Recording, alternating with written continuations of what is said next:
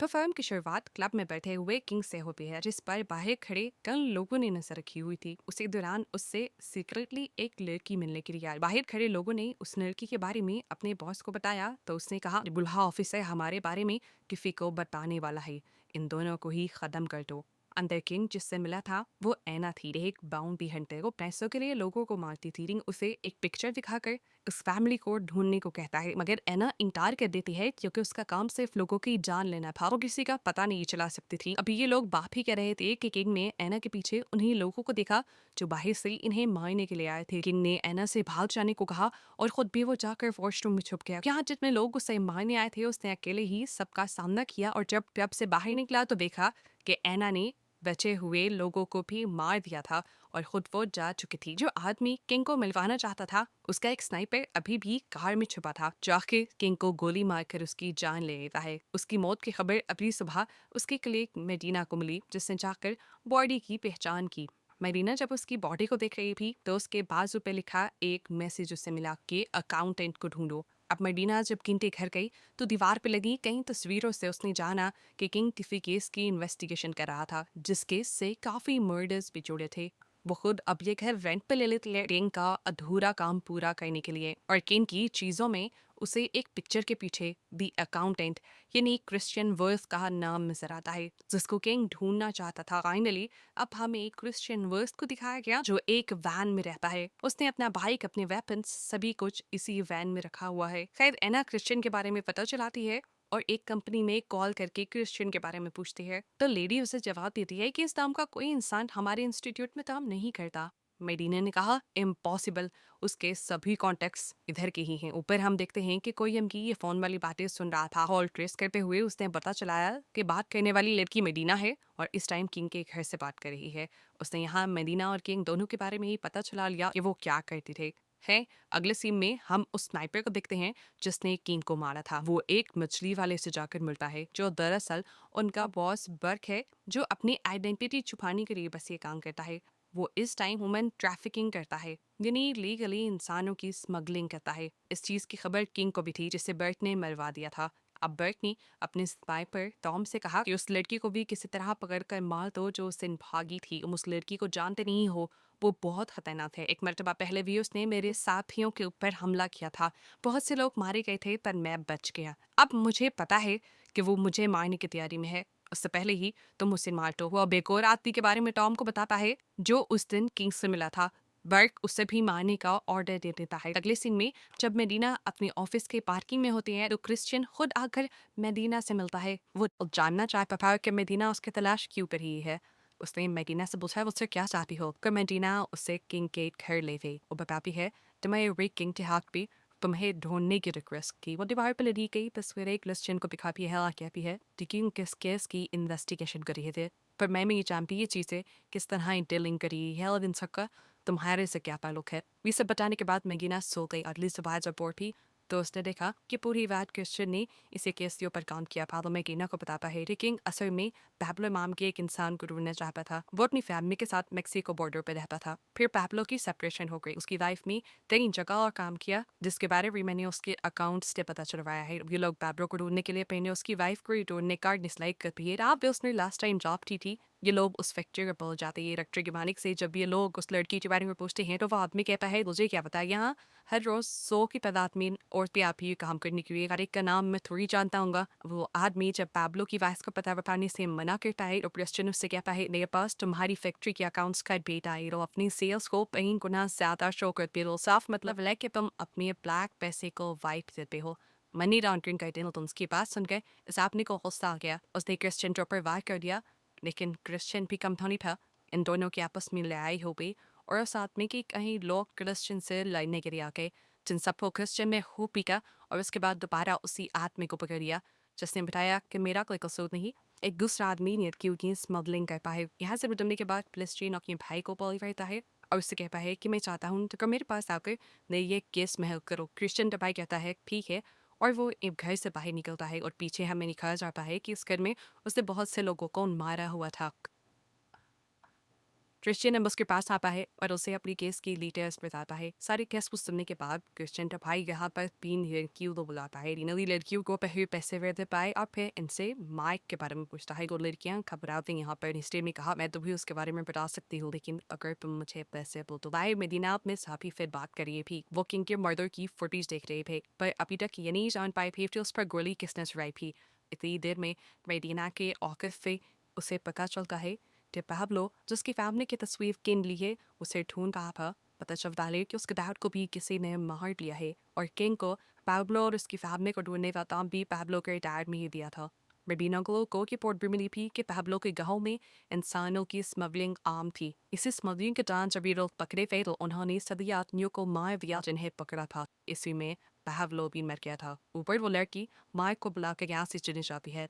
माफ किया भी क्रिश्चियन उसे मार कर मेडिना की वारी की डिग्गी में डाल देता है बाकी वो पुलिस के जरिए इससे इन्वेस्टिगेशन करवा सकें। यहाँ क्रिश्चियन अभी हैकर से हेल्प करता है ये केस सॉल्व करने के लिए। ये हैकर बल्फाइड पोस्ट स्पेशल बच्चों को कंप्यूटर कोर्स करवाती थी, लेकिन दरअसल उनके सिर्फ ये हैकिंग से किसी का भी पता चला सकती थी। मेडिना भी अपीयर्ड इन जैसा काबिल अफसर अभी पता नहीं चला पाया और मैं नहीं पान भी थी तुम्हारी पीन ये सब पता कर पाएगी। उस हैकर ने मदीना की बात सुन हुई और अपने लिए इस चीज को एक चैलेंज बना लिया। ये लोग अब उस लड़की यानी एना से मिला चाहते थे जो लास्ट टाइम किन से मिली थी। इनको लगता था कि जरूर किन ने रेस की सारी डिटेल्स उससे दबाई होंगी। वो लड़की उस दिन की सीसीटीवी फुटेज निकालती है सर्कल की, लेकिन फुटेज में एना का चेहरा नजर नहीं आता क्योंकि एना में चेहरा और नीचे किया हुआ था पहले से ही। चुका वो चांद पे थी सीसीटीवी में उसका फेस कैप्चर हो सकता है। सभी लोग बैठे हुए थे लेकिन ऐना नहीं। ये लड़की नोटिस करती है कि इस सड़क पर एक औरत ने उस दिन सेल्फी ली थी जिसके पीछे से ऐना बुस रही थी। वो उस लड़की के फोन और कंप्यूटर को हैक करते हुए उस लड़की की तस्वीर के पीछे से ऐना का फेस देख देती है। इस पिक्चर की आगे इन्वेस्टिगेशन करते हुए हैकर को पता चला कि ऐना जहाँ पर भी जाती थी वहाँ जरूर कुछ मर्डर करके आती थी। अभी तक इन लोगों को ऐना का नाम नहीं पता था।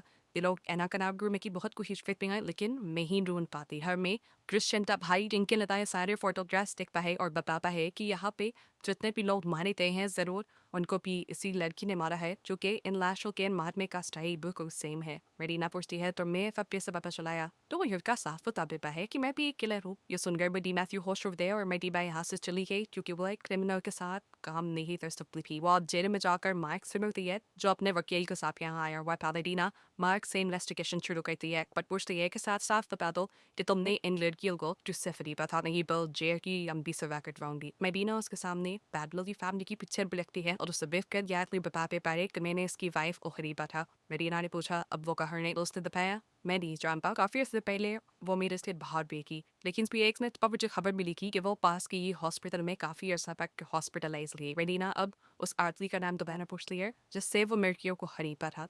इससे पहले कि वो कुछ पका पा नीचे से टोन उसे शूट करके पाए।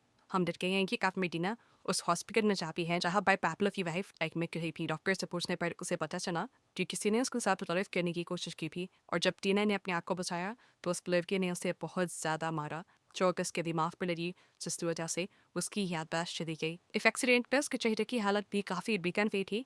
डॉक्टर बताते हैं कि उसके दिमाग के ऑपरेशन के साथ साथ उसकी फेस की सर्जरी भी की गई थी। डॉक्टर बताते हैं कि उसका इम्यून सिस्टम बहुत ज़्यादा अच्छा था, उसने बहुत जल्दी रिकवरी की और वो पहले से कई ज़्यादा अच्छा परफॉर्म भी करने लगी। कई लें कि वो बहुत ज़्यादा सही भी हो गई। मेडिना डॉक्टर के पास मौजूद सहार बैपा देखती है और उसे पता चलता है कि पीना और कोई भी बल्कि ऐना ही है जिससे उस दिन किन मिले थे और वही बांग पे एंटर बनी के अपने आप को आजाद करवाने के लिए उसने सबसे पहला मर्डर हॉस्पिटल की गायब तो किया था। जिस टाइम पे मेडिना और डॉक्टर ये बात कर रहे थे हम देखते हैं कि लिस्टन की साथी है कभी ये पूरा कंप्यूटर हैक कर लेती है और ये सारी इन्फॉर्मेशन उसके पास भी चली जाती है।